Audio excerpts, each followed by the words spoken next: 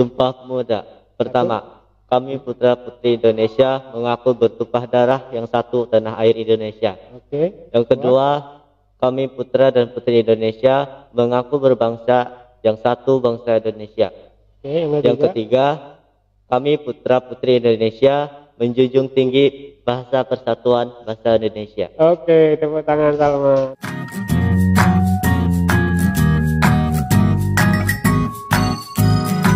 Oke, selamat pagi guys. Pagi Pak.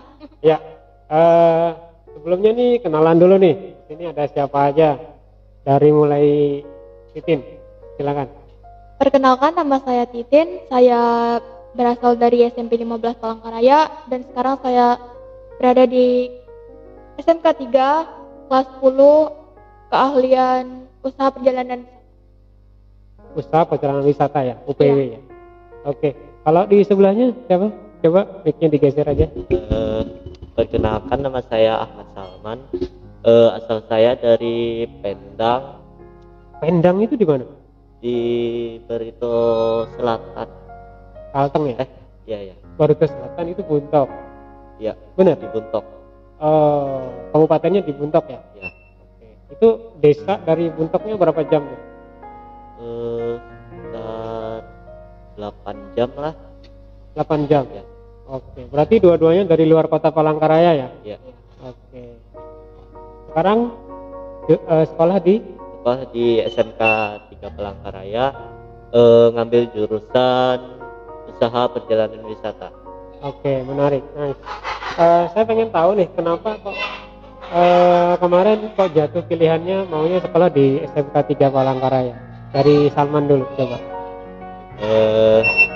Ya, saya ngambil jurusan UPW karena menarik gitu, jalan-jalan. Oh, jalan-jalan. Ya. Oke. Nice. Ada lagi? Alasannya apa milih? Eh, Enggak, tuh, sebelum milih UPW nih, kenapa kok jauh-jauh nih di mana? di Daerahnya Palangkaraya. di Penda kan? Ya, Kenapa kok kamu milih sekolah di luar daerah kamu? Ini di Iya. SMK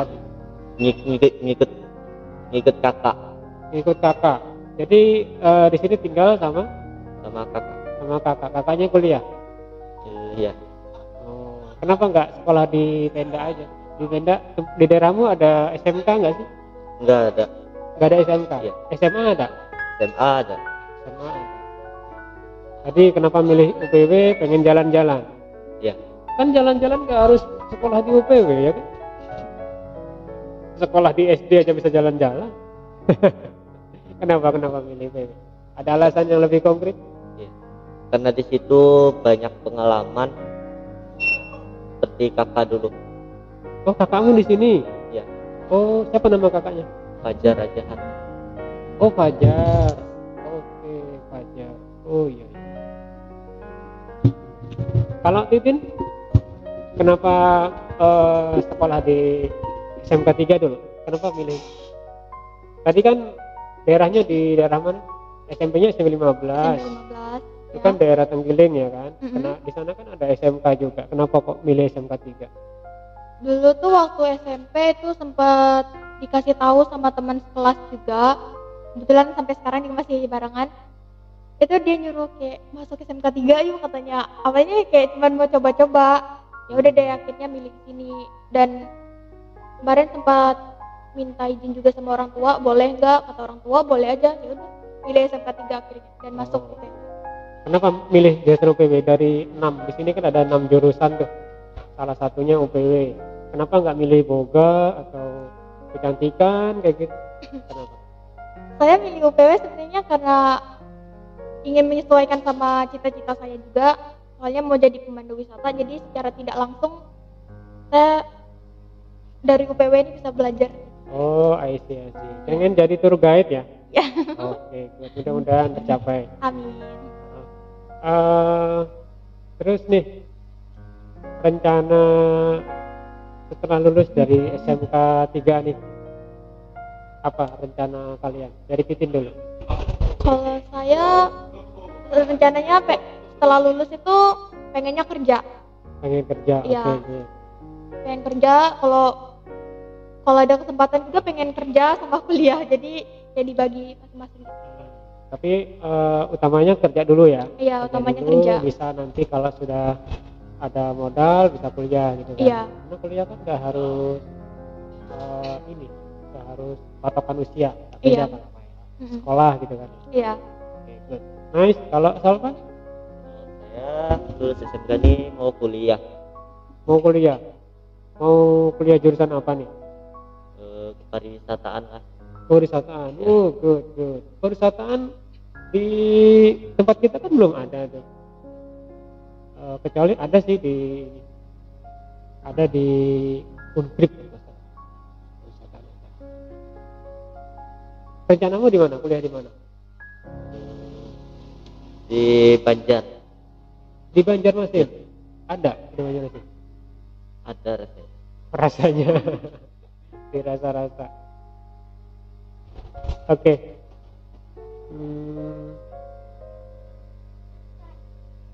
Ya. Sebentar. Cut, cut. Ya boleh boleh.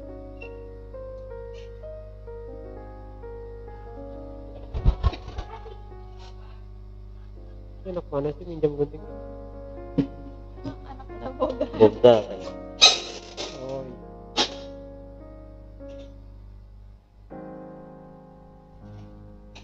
Oke, itu rencana kalian. Nah, sekarang harapan kalian nih supaya keinginan kalian itu tercapai nanti. Kalian punya harapan nggak belajar di SMK itu pengennya yang seperti gimana gitu? Ekspektasi kalian. Ini kan masih kelas 1 nih, masih belum ngerti apa-apa kan? Gimana sistem belajar di SMK 3 itu belum terlalu ngerti juga, sama guru-gurunya juga belum terlalu kenal kan. Ini masih kita baru berapa kali tatap muka kan. Belum semua mata pelajaran kalian temui gurunya, ya enggak? Ada masih belum 1 bulan ya? Belum sebulan kan? Belum sebulan dan belum semua mata pelajaran, masih sebagian masih ada yang PJJ. Nah, harapan kalian belajar di UPW SMK 3 itu yang seperti apa? Harapan dan ekspektasi kalian untuk mendukung karir kalian ke depan. Sebenarnya pengennya tuh terus apa sih, kayak tatap muka gitu, tapi karena pandemi sekarang jadi susah. Kalau dari rumah emang wajib, cuman kadang juga agak susah buat pemahamin pelajaran, jadi agak. Tapi kalau dari sekolah secara langsung itu lebih enak memahaminya dari gurunya langsung. Oh, jadi harapan tatap muka. Kalau misalkan sudah tatap muka nih, sebentar lagi mudah-mudahan kita sudah turun level sampai zona hijau dan diizinkan tatap muka secara full, belajar seperti apa yang membuat kalian merasa nyaman? Belajar. Mungkin dari Salman ada gitu. Coba Salman ada? Harapan dan ekspektasi. Seandainya tatap muka sudah dilaksanakan secara full tatap muka, pertemuan tatap muka full PTM, belajar yang kayak gimana yang kamu impikan selama di sekolah? Ya siapa tahu aja nanti kita bisa wujudkan. Nah, coba. Itu belajarnya sambil jalan-jalan, jadi kayak kita lebih banyak mengeksplor dunia luar sambil belajar gitu. Oke, belajarnya jadi sambil di alam gitu ya, langsung ke spot-spot tempat wisata yang kamu inginkan, sehingga langsung real experience-nya gitu ya. Oke. Salman? Kalau Salman gimana?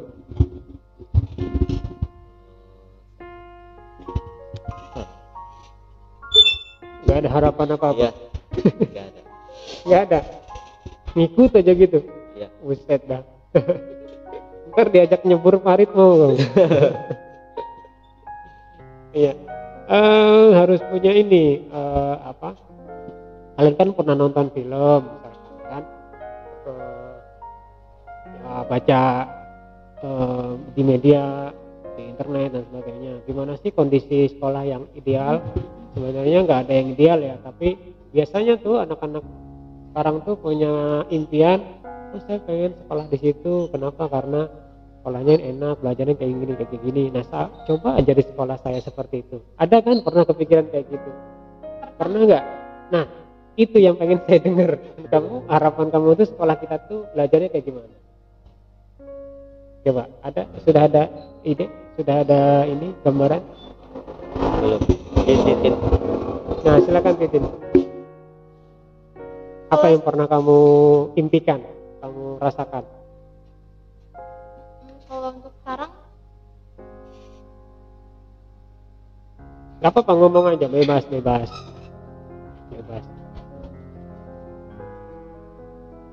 Nothing. Ada, tadi katanya ada. ada, tapi itu waktu SMP Pak. Waktu SMP. Iya. Iya, karena dulu SMP kan, SMK-nya belum ya. Oke. Terus? Tapi kalau SMP kayaknya SMK sekarang tuh udah banget, kayak udah pas banget sama keinginan. Udah pas. Iya banget. Jangan cepat puas dong. Kita itu dilatih untuk bisa bersyukur dengan keadaan yang kita alami sekarang, untuk supaya kita menjadi insan yang bersyukur. Tapi jangan batasin mimpimu gitu, supaya keinginanmu itu tidak terbatas pada hal-hal yang sekarang gitu. Berpikirlah 10 tahun ke depan, 20 tahun ke depan. Nah, untuk mencapai itu kamu harus punya ekspektasi, harus punya keadaan ideal. Walaupun nanti seandainya itu tidak tercapai, mungkin kamu bisa berusaha mengarah ke sana. Gitu. Kita di sekolah juga guru-guru berusaha untuk selalu update cara belajarnya seperti apa untuk mencapai situasi kondisi yang ideal gitu. Nah, makanya belajar itu tidak hanya di bangku sekolah, bahkan Bapak Ibu guru juga sampai sekarang masih belajar bagaimana caranya mengajar gitu. Belajar itu kalian sebagai pelajar yang modern ya, orang pelajar Pancasila itu adalah lainnya adalah belajar sepanjang hayat, belajar sampai kapanpun tidak ada batasannya. Sampai jangan batasin belajarmu itu di ruang dan waktu.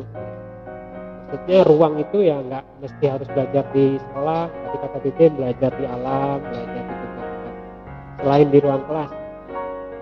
Waktu, nah tidak hanya di jam-jam sekolah saja, tapi di luar jam sekolah juga kamu bisa manfaatin waktu untuk belajar. Bahkan setelah lulus kamu masih bisa belajar. Bahkan ketika kamu sudah bekerja menjadi orang yang berpenghasilan, kamu tetap harus senantiasa belajar untuk meningkatkan, mengupgrade kemampuan, upgrade skill. Karena kalau kamu berhenti belajar, maka di situ kamu otaknya akan berhenti juga untuk berkreasi. Gitu. Jadi Salman nggak ada harapan apa, nggak ada, pasrah aja gitu, ngalir aja. Oke. Saya sih harapannya anak-anak sekarang itu tidak hanya mengikuti arus atau mengalir kayak gitu. Jadilah pembeda di dalam sebuah aliran sungai. Jadi kamu tidak mudah larut. Kalau misalkan kamu bisa memberi warna dalam sebuah aliran itu lebih bagus. Memberi warna atau memberi gelombang baru, tidak mudah hanyut, tidak mudah larut dalam sebuah situasi. Kamu harus menjadi pembaharu, perubahan.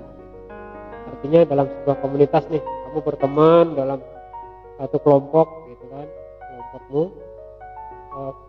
ada bedanya antara ada kamu dan tidak ada kamu. Kalau nggak ada kamu tuh kayak nggak ada yang hilang. Nah, itu yang diharapkan. Ada kamu maka suasana jadi berubah. Jangan hanya menjadi pengikut, tapi harus jadi leader. Kalau ada dulu sekumpulan kambing gitu, kamu jangan jadi yang paling belakang atau di tengah-tengah, tapi jadilah yang di depan. Karena yang depan itu yang menentukan arah. Kamu belok, semuanya belok. Kamu berhenti, semuanya berhenti. Kamu jalan, semuanya jalan. Jangan bangga atau jangan puas kalau kamu berada di tengah. Memang risiko itu paling besar ada di depan. Risiko paling kecil ada di tengah.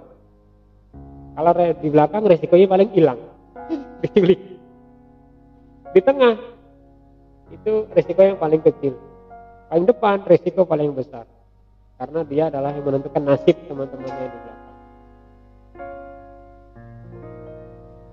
Oke. Nah, hari ini kan Hari Sumpah Pemuda nih.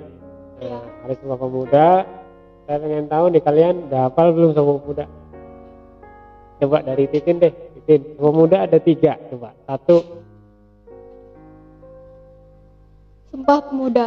Pertama, kami putra dan putri Indonesia mengaku bertumpah darah yang satu tanah air Indonesia. Kedua, kami putra dan putri Indonesia mengaku berbangsa yang satu bangsa Indonesia.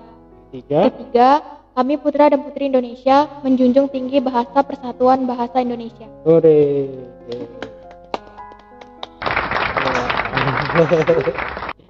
Salman, coba Salman.